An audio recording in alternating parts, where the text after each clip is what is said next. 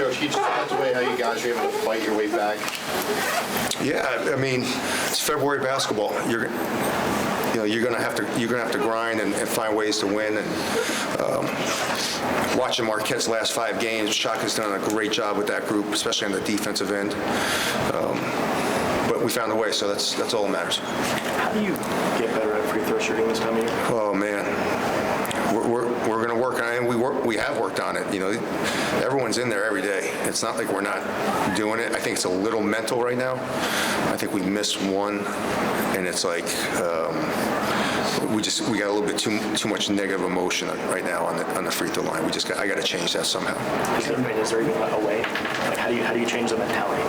We'll get there.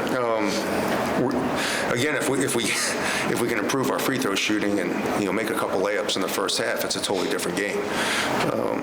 We held them to 32 points. We should have had 44 points, and then it's a different type of game. And we'll get there. I mean, he's shooting 200 extra a day every day, so it's not like we're not working on it. I think he never misses a free throw in practice. A little bit's freshman nerves. We have a lot of young guys shooting free throws for the first time in pressure situations, and I have a lot of confidence in these guys as we go through February and get into March that we'll make them. Tyler had steal, offensive rebound, and block in the final minute. There's 3 3-pointers late. What can you say about his performance tonight? Yeah, you can ask Perk that, because I don't think Perk played very well. How do you respond to that? No, that's true. Defensively, I wasn't good at all, but we found a way. And that's giving him a huge compliment, because he gets. How many points you have? 22. I can't see. How many points? 22. So he had 22 points, and I don't think he played well. And that's how much of a high standard I have for him. So it's a compliment. Could you talk about finding ways to win and grinding it out with offensive rebounding? How much is a factor of that? Grinding is Yeah, I mean, that's the other thing I think we can really improve is being a better offensive rebounding team and being a much better defensive rebounding team. I thought we did a better job on the defensive glass. We had a big breakdown with Parham. I thought Parham played great late in the game, but I think it's, again, this time of year, I'm harping on all our things that we can get better at and trying to keep everything going, and I think we can get much better at rebounding. Do you see value in games like this, Kevin, at this stage? It's a win in February, man. Like, whew, I'll take any win in February. Especially the second time you play a team. That's what's great about this league, in my opinion, is you get everybody on a true round robin, where coming from the Big Ten, I might see UCLA twice in 3 years. You're seeing everybody twice. And that's for a new team, trying to get them to understand that it's a little bit different. The mentality, we beat them on the road, we're just going to come home and win. It's so much different in this league because there's really good coaching, really good players, but you see everybody twice, so it's that much harder to win the second time. Acaden, you missed the 2 and then you come back and make it 2. I mean, what's going through your head when you got to the line in a second? I just relaxed and shot him. Tyler came up to me and was just like, you're built for these moments, and they went in. So I appreciate him for picking me up, because obviously that's not characteristic for me to do what I did. But I mean, he picked me up, my whole team picked me up, and took care of business. Tyler, you hit those 2 big threes after you guys got down 9 to get you guys right back in it. It's not unusual to see that, like a team get down all of a sudden. Like, as a player, does a player relax in those moments? Does he, I don't know, does something happen where your team gets down and all of a sudden, after missing for a good bit, you start hitting shots? I mean, we're resilient as a team. We don't care if we go on runs, if the other team goes on runs. It's a 40-minute game, so, they went on their run, and we knew we had to fight back, and that's what we did. Tyler, can you just talk about, have you ever had a game where you had the game-winning block at the end? No, I don't think so. No, yeah. Kevin, how do you go about getting Bryce going right now? I mean, He's going to get going. It's a little mental. I talked to the team earlier before the game about staying in the moment, talking to each other, not worrying about past past or not worrying about the future, just trying to stay in the present. And it's sometimes it's hard when you're not playing well to kind of stay in the moment. I have a lot of confidence in Bryce. I mean, he's in the gym with me every day working.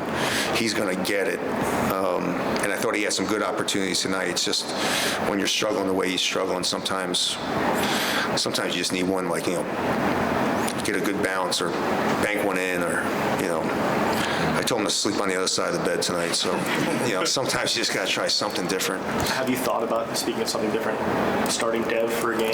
No. Bryce he's been consistent.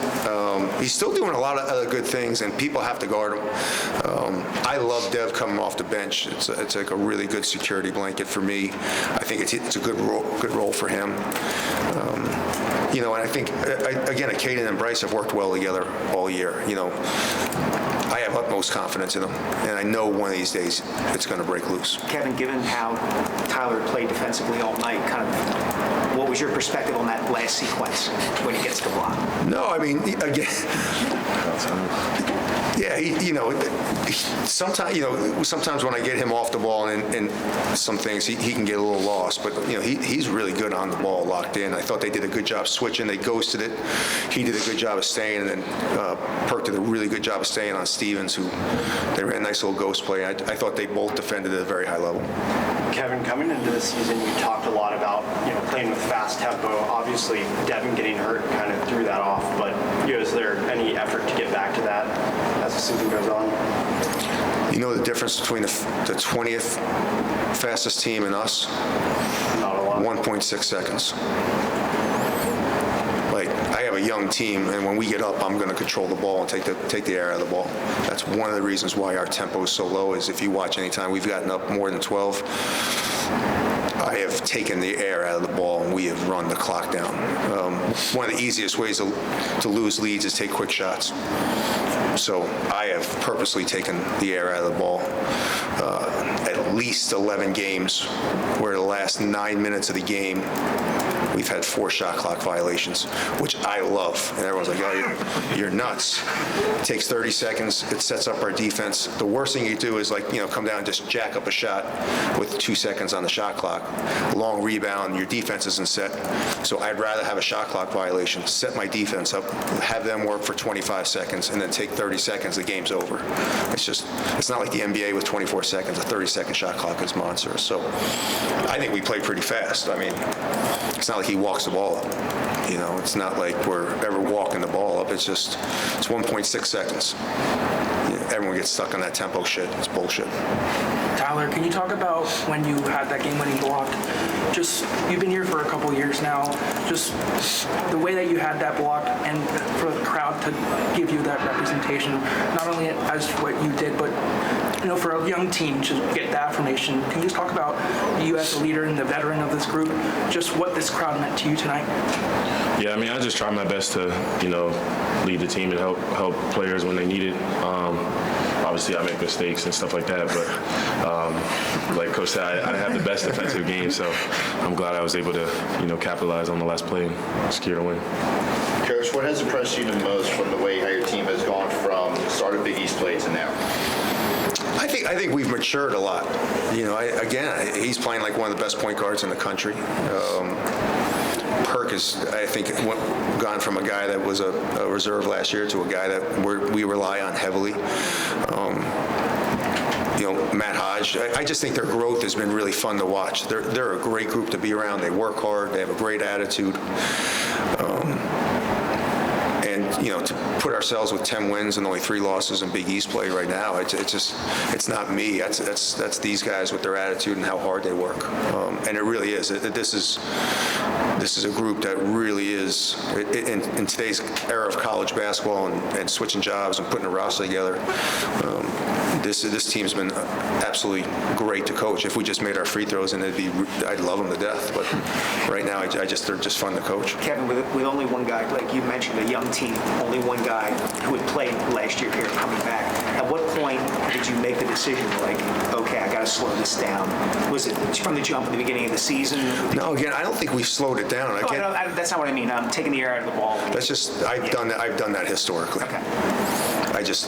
You get up 14, 16, and playing against really, really good teams. Clock management is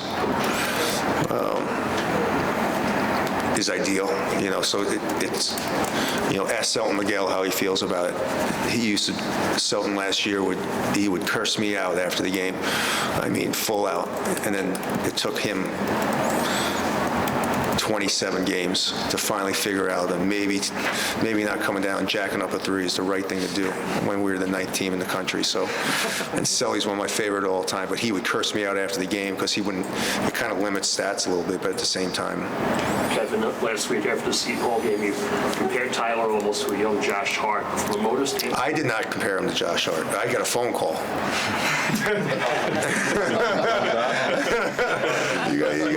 These guys listen to these press conferences. From a motor standpoint, you see maybe a little bit of a Miles Kale in him from work ethic? No, he definitely reminds me a little bit of Josh. He does.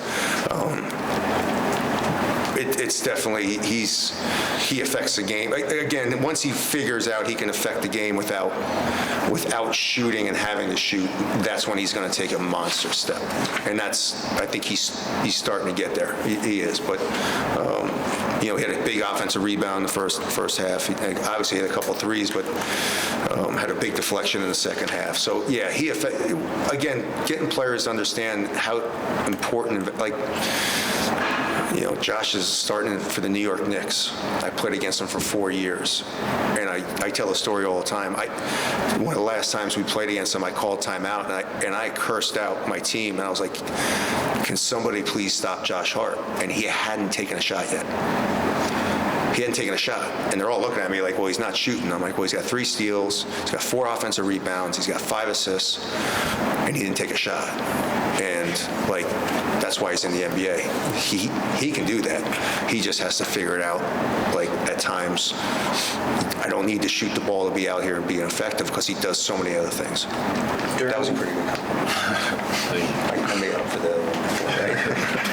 Like psychological warfare. No, not at all. Coach, you continuously have key players getting into foul trouble. How will you combat this nearing the end of the season? Say again, I missed your first part. I apologize. No problem. You continuously have key players getting into foul trouble. How will you combat this towards the end of the season and nearing March? Yeah, I think that's something, we've been pretty good. I think we lead the league in least foul outs. So we've been pretty good at keeping them out there. I like to play, I'm not afraid to play guys with 2 fouls in the first half. I think it's something that sometimes you pick up 2 and they sit on the bench and they get mad. I think that's one of the keys to this team is that we are deep. I have a lot of faith in my bench. So if guys do get in foul trouble, I think one of the ways we've kept them out is that the guys coming off the bench have done a really good job. And how vital is ask you when problems like that arise? Yeah, Dev's been phenomenal. He's been a workhorse, and I think more than anything, just his leadership has been off the charts. Dev's a great leader. During the game, reports surfaced that you guys are going to play the opener in Rome next year. Obviously, it's early, but do you have any comments on that? I have no comment. Thank you. Is everybody good? Do you have an active password? I have no comment.